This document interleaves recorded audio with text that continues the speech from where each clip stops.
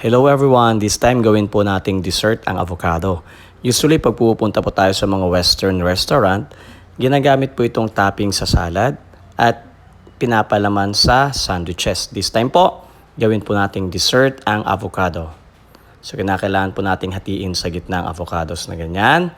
And then, kukunin po natin yung mismong laman ng avocado.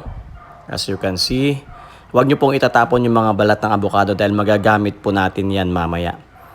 Opo. Ayan. At pagkatapos ay lagyan po natin ng condensed milk. Ang paglalagay po ng condensed milk natin ay depende po sa atin panlasa. So kung gusto nyo na mas matamis, syempre mas damihan nyo ng condensed milk.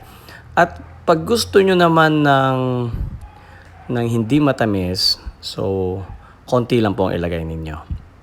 Ayan, and after that, syempre, ang ating ice. Kinakailangan po natin ng ice dyan para po malamig ang ating dessert.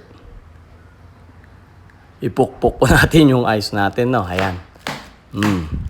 Sige, pukpok mo pa. And then, ilagay natin sa ating bowl with the condensed milk and the avocado.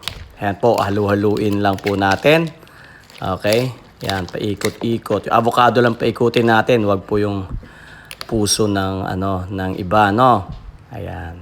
Yan po siya sabi ko sa atin kanina, kaya wag nating itatapon yung balat dahil magagamit po natin sa plating natin. Ayan, tingnan nyo.